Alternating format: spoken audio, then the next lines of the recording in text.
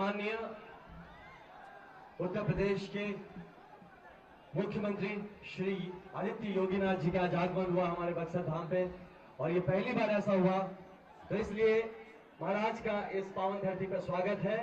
महाराज, मैं आनंद मिश्र भाजपा से बक्सर का प्रत्याशी होने के नाते इस गौरव को महसूस कर सकता हूं कि आज हमारे पावन भूमि पे महाराज के आने से पवित्रता कहीं और बढ़ गई है।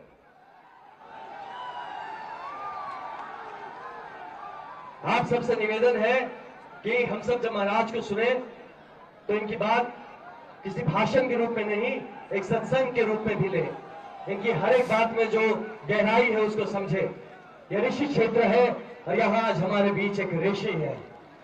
तो आज मैं माननीय मुख्यमंत्री जी को फिर से धन्यवाद देना चाहता हूं और हमारे पूरे संगठन को धन्यवाद देना चाहता हूं, जिनके प्रयत्न से आज महाराज आज हमारे बीच में है और हम सबको आशीर्वाद दे रहे हैं। तो महाराज के इस आशीर्वाद से आज हम तीनों जो भाई यहाँ खड़े हैं एनडीए के प्रत्याशी से लाभान्वित होंगे, और ये यकीन है कि आप सब मिलके महाराज के इस आशीर्वचन को मानेंगे और एनडीए की सरकार को, एनडीए के जो प्रत्याशी उनको मजबूत बनाएंगे।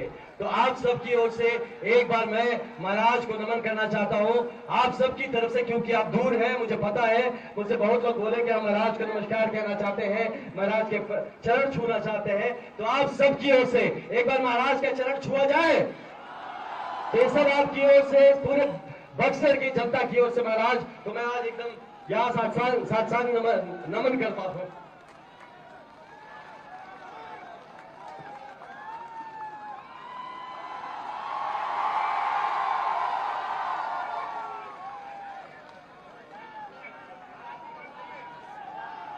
मैं आग्रह करता हूं महाराज जी से कि सभी लोग आकर के यहाँ महाराज जी के चरणों में प्रणाम करें, और आगे अब महाराज जी से आग्रह करता हूं कि अपने उद्बोधन को रखेंगे।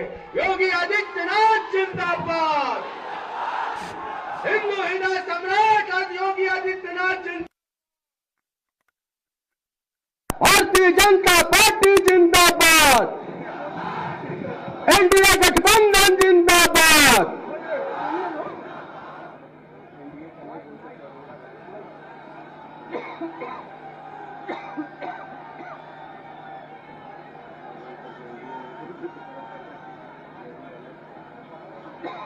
भारत माता की, भारत माता की, भारत माता की, वंदे वंदे वंदे। मंच पर उपस्थित आज के इस चुनावी सभा में उत्तर प्रदेश सरकार में मेरे सहयोगी परिवहन मंत्री श्री दयाशंकर सिंह जी, लोकसभा के माननीय सांसद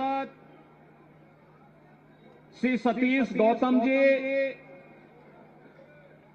श्री नाथ बाबा आश्रम के श्री महंत योगी शीलनाथ जी, भारतीय जनता पार्टी के जिला प्रभारी श्री भानु प्रताप सिंह जी, जिलाध्यक्ष ओम प्रकाश भुवन जी, जदयू के जिलाध्यक्ष अशोक सिंह यादव जी, लोजपा के जिलाध्यक्ष अखिलेश कुमार सिंह जी, राष्ट्रीय लोक मोर्चा के जिलाध्यक्ष विंध्याचल सिंह जी, हम के जिलाध्यक्ष बलराम सिंह जी, स्वामी गंगापुत्र जी, पूर्व जिलाध्यक्ष राम कुमार सिंह जी, प्रदेश कार्य समिति सदस्य प्रदीप राय जी, बक्सर से भारतीय जनता पार्टी के लोकप्रिय प्रत्याशी श्री आनंद मिश्रा जी, डुमराव विधानसभा क्षेत्र से राहुल सिंह जी, ब्रह्मपुर विधानसभा क्षेत्र से श्री हुलास पांडे जी, और भारी संख्या में बक्सर की इस पावन धरा में उपस्थित बक्सर के मेरे सभी उपस्थित बहनों और भाइयों, मैं सबसे पहले भारत के रामायण कालीन इस पौराणिक स्थली को, जिसे मां गंगा का आशीर्वाद प्राप्त है, ऐसी पावन धरा को नमन करते हुए आप सभी का हृदय से अभिनंदन करता हूं।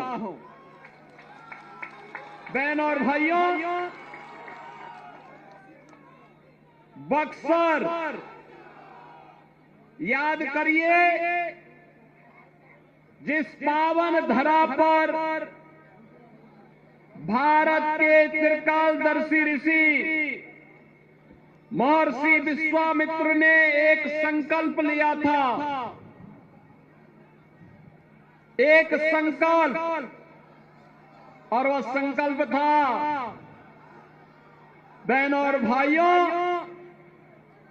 जिसके बारे में महाकवि तुलसीदास जी ने कहा है कि गादि तनय मन चिंता व्यापी, हरि बिनु मरहि न निश्चर पापी।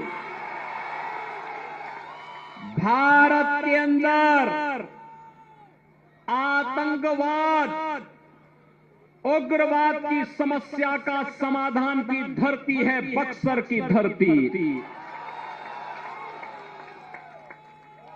त्रेता युग में महर्षि विश्वामित्र ने यही संकल्प लिया था और यज्ञ की रक्षा के बहाने उन्होंने अयोध्या में जाकर के महाराज दशरथ से आग्रह किया कि मेरे यज्ञ की रक्षा करने के लिए अपने पुत्र दीजिए। महर्षि विश्वामित्र के आग्रह को यद्यपि महाराज दशरथ पहले तो मानने को तैयार नहीं थे, क्योंकि यहां पर पहले से ही ताड़का का आतंक था, मारीच और सुबाहु जैसे राक्षस थे, जिन्होंने यहां के पूरे नगर को उजाड़ करके अराजकता, गुंडागिरी और माफियागिरी का शिकार बना दिया था।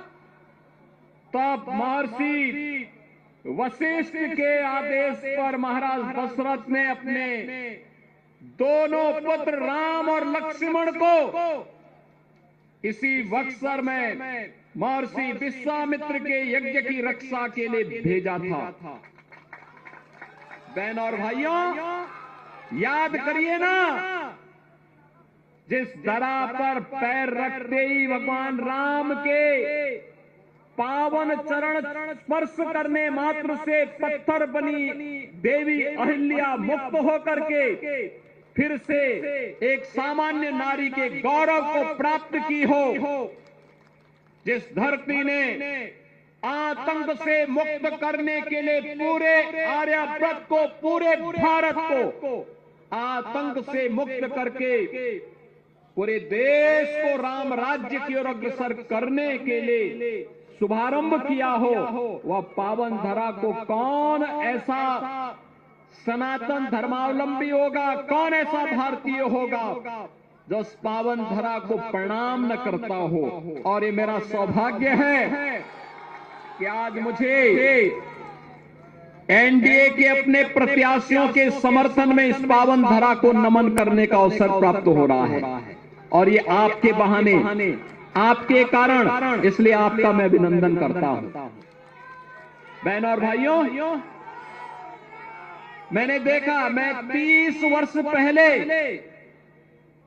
बक्सर में श्रीनाथ बाबा आश्रम में आकर के, उस समय यहां पे हमारे पूज्य महंत त्रिलोकनाथ जी महाराज, बहुत सिद्ध योगी यहां पर रहते थे। उनके सानिध्य में हुए एक धार्मिक कार्यक्रम में आकर के नौनाथ 84 सिद्धों के मंदिर के उद्घाटन कार्यक्रम में मैं 30 वर्ष पहले आया था। बहन और भाइयों, बक्सर बदल गया। वह समय था जब बिहार में आतंक था। उस समय बिहार में अराजकता थी, गुंडागर्दी थी, अपहरण एक उद्योग था और भ्रष्टाचार चरम पर था। बहन और भाइयों, आज बिहार को देख करके लगता है कि अब बिहार अपनी पुरानी उन स्मृतियों को पूरी तरह समाप्त करके एक नए भारत का नया बिहार बन चुका है, जो प्रधानमंत्री मोदी जी के विकसित भारत के संकल्प के साथ जुड़ने के लिए प्रभावी ढंग से आगे बढ़ रहा है। अब बिहार अपनी पौराणिक पहचान को फिर से स्थापित करने के लिए तेजी के साथ आगे बढ़ रहा है। ये बिहार की धरती, ये बिहार की धरती, ये वही धरती है जिसने महात्मा बुद्ध को ज्ञान प्रदान किया था। बहन और भाइयों, बिहार की धरती वही है जिसने भारत को स्वर्ण युग में ले जाने का कार्य किया था चंद्रगुप्त मौर्य के समय में, और जिस बिहार ने चाणक्य जैसा गुरु दिया हो, ये वही बिहार है जिस बिहार ने देश की आजादी की लड़ाई में बढ़ चढ़ करके भाग लिया। वीर कुंवर सिंह इसी बिहार की धरती की उपज है। ये बिहार की धरती जिसने देश के संविधान सभा के अध्यक्ष के रूप में डॉक्टर राजेंद्र बाबू को जन्म दिया हो, ये बिहार की धरती है जिस बिहार की धरती ने देश के अंदर दूसरा उप प्रधानमंत्री बाबू जगजीवन राम के रूप में दिया हो। ये बिहार की धरती जब कांग्रेस ने लोकतंत्र के गले को घोंटने का काम किया था, तब भारत के लोकतंत्र पर आंच नहीं आने देंगे, और बिहार का नौजवान जयप्रकाश जी के नेतृत्व में उठ खड़ा हुआ था, पूरा भारत खड़ा हो गया। जब बिहार अंगड़ाई लेता है तो भारत अंगड़ाई लेता है। जब बिहार स्वर्ण युग में जाता है, भारत का स्वर्ण युग आ जाता है। जब बिहार विकसित बनेगा तो भारत को दुनिया की कोई ताकत विकसित होने से नहीं रोक सकती है, और यही आह्वान करने के लिए आज मैं आपके पास आया हूं। बहनों और भाइयों, आज आप देख रहे होंगे एनडीए की डबल इंजन की सरकार नीतीश कुमार जी के नेतृत्व में बिहार के अंदर कार्य कर रही है। प्रधानमंत्री मोदी जी का मार्गदर्शन और नेतृत्व है। बिहार में नीतीश जी के नेतृत्व में कार्य हो रहा है। आज आपके पास कनेक्टिविटी है, बाढ़ का प्रबंधन है, मेडिकल कॉलेजेस की श्रृंखला स्थापित हो रही है। आज बिहार के अंदर विद्युत की आपूर्ति हो रही है। आपने देखा होगा अभी हाल ही में प्रधानमंत्री मोदी जी ने बिहार में एक पावर प्लांट का भी उद्घाटन किया है। बहनों और भाइयों, आज बिहार में इंजीनियरिंग कॉलेज बन करके बिहार में पलायन नहीं, बल्कि बिहार के नौजवानों को बिहार के अंदर ही रोजगार मिलेगा। बिहार प्रगति के नए प्रतिमान को स्थापित करेगा। इस संकल्प के साथ बिहार आगे बढ़ रहा है। बहनों और भाइयों, ये वही बिहार है आज जिस बिहार में आज हर गरीब के पास अपना राशन कार्ड और राशन की सुविधा है। हर गरीब के घर में एक शौचालय है। हर गरीब को सिर ढकने के लिए प्रधानमंत्री आवास की योजना है। ये वही बिहार है जिस बिहार में स्वस्थ ईंधन के लिए उज्ज्वला योजना का कनेक्शन फ्री में उपलब्ध करवाने का कार्य मोदी जी ने किया है, और हर गरीब के लिए स्वास्थ्य के लिए आयुष्मान भारत की सुविधा भी है। सबका साथ और सबका विकास ऐसे ही है, सबके पास विकास पहुंचा है, सबको सुरक्षा की गारंटी है। अब बहनों और भाइयों, आरजेडी की लालटेन की धुंधली लाइट याद करिए, जब डकैती टालनी होती थी लालटेन बुझा देते थे, और कांग्रेस और आरजेडी मिलकर के अरे गरीब का ही नहीं खाते थे, पशुओं का चारा भी डकार जाते थे। मैं सच बोल रहा हूं ना, गलत तो नहीं बोल रहा हूं ना। और ये वही लोग हैं, मैं तो यहां आपका बखान कर रहा हूं बक्सर का, कि महर्षि विश्वामित्र ने इसी धरती पे संकल्प लिया था कि भारत को आतंकवाद से मुक्त करना है, तो राम और लक्ष्मण को यहां लेके आना पड़ेगा। और कांग्रेस कहती है, कांग्रेस क्या कहती है? कहती राम हुए ही नहीं। ये भगवान के ही अस्तित्व पर प्रश्न खड़ा करती है, जैसे कि कांग्रेस और उसका वंशवाद ही रहा है, बाकी कोई नहीं रहा है। बहनों और भाइयों, भगवान के अस्तित्व पर ये प्रश्न खड़ा करते हैं।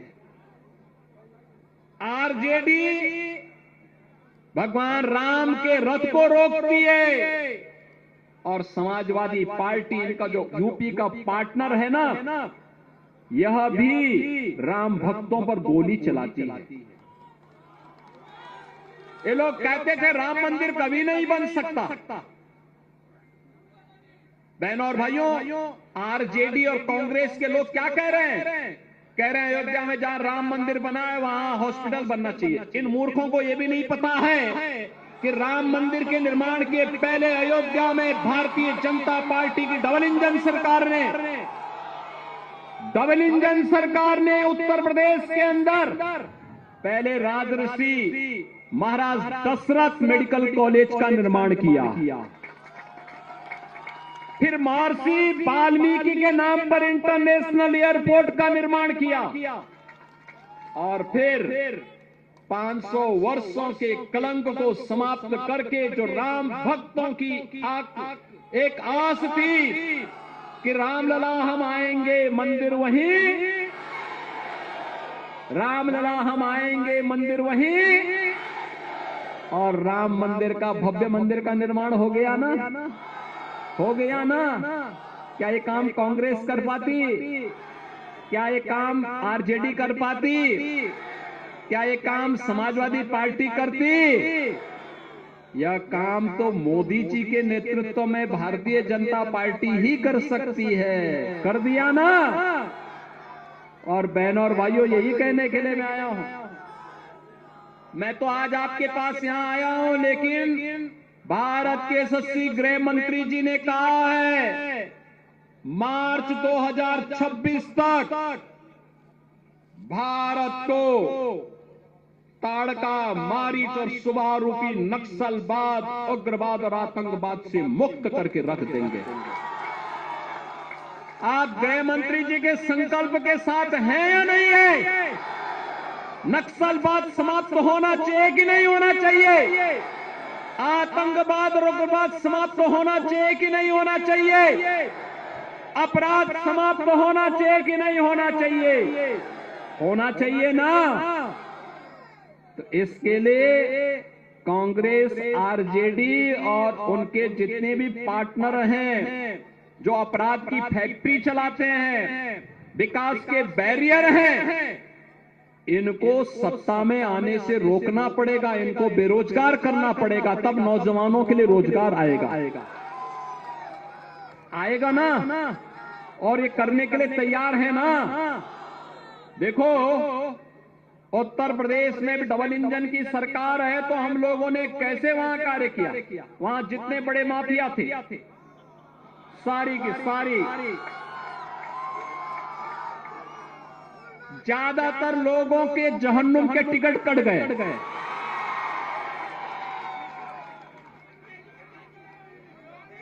जो गरीब को मारेगा, बहन बेटियों की इज्जत के साथ खिलवाड़ करेगा, व्यापारियों का अपहरण करेगा, नौजवानों के रोजगार पर सेंध लगाएगा, तो उसके लिए तो यमराज के घर का ही टिकट होगा ना।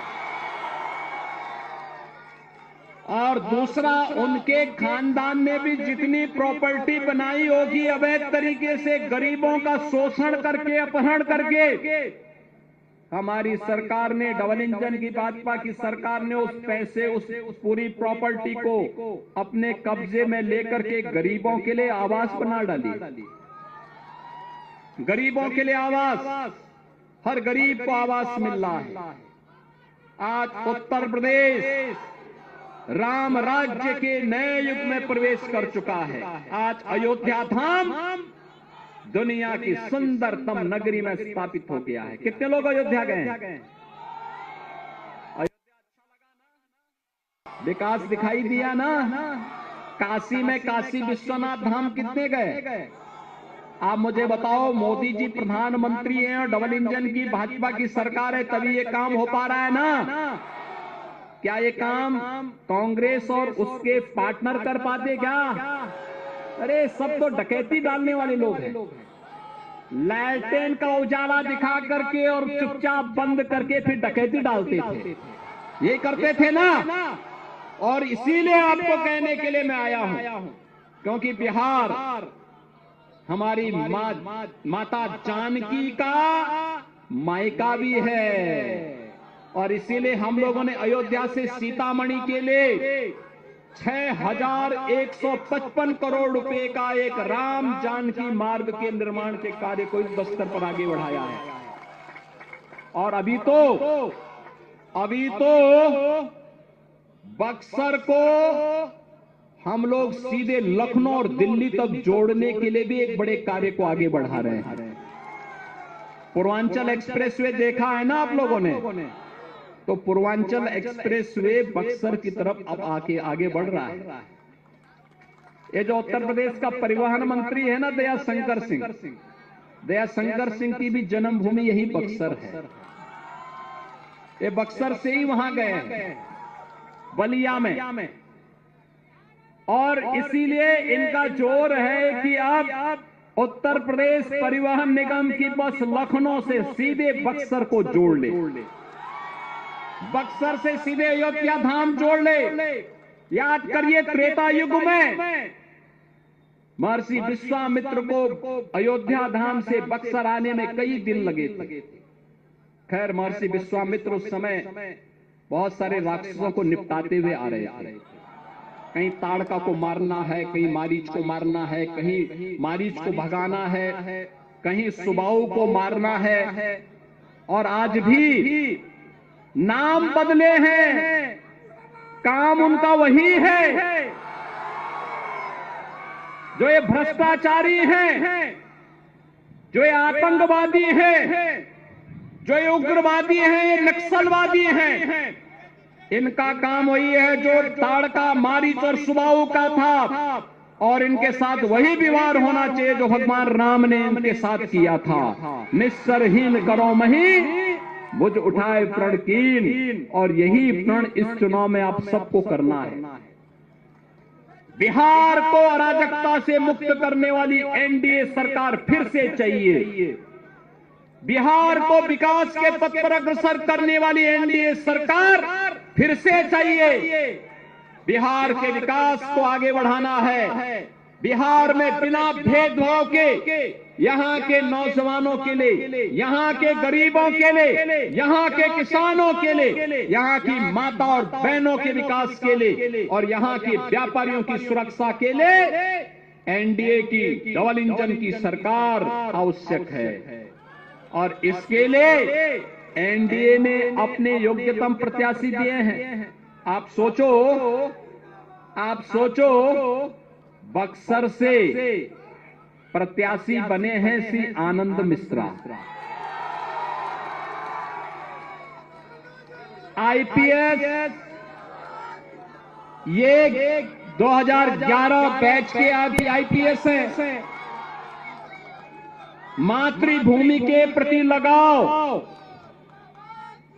भ्रष्टाचार के खिलाफ लड़ने का जज्बा और बिहार के नौजवानों को फिर विकास के पथ पर अग्रसर करने के लिए कार्य कर सकें और इनको भी यूपीएससी के साथ साथ तमाम प्रतियोगी परीक्षाओं में आगे बढ़ने के लिए प्लेटफॉर्म दे सके, इसके लिए उन्होंने भारतीय जनता पार्टी के मंच का उपयोग करते हुए वे बक्सर से प्रत्याशी बनकर के आपके बीच आए हैं। डुमरांव से यहां डुमरांव से श्री राहुल सिंह को प्रत्याशी बना करके उतारा गया है और ब्रह्मपुर से शिवलास पांडे जी को यहां पर एनडीए ने अपना प्रत्याशी बना करके उतारा है। आप सभी इन तीनों प्रत्याशियों को बना के भेजेंगे। पीछे तक आवाज आनी चाहिए। जहां तक मेरी आवाज जा रही है, दोनों हाथ ला करके अपने संकल्प के साथ जोड़िए। इस धरा की पहचान को बनाइए। आने वाली पीढ़ी को कैसा भविष्य देना चाहते हैं। प्रधानमंत्री जी ने कहा विकसित भारत बनेगा तब जब विकसित बिहार बनेगा।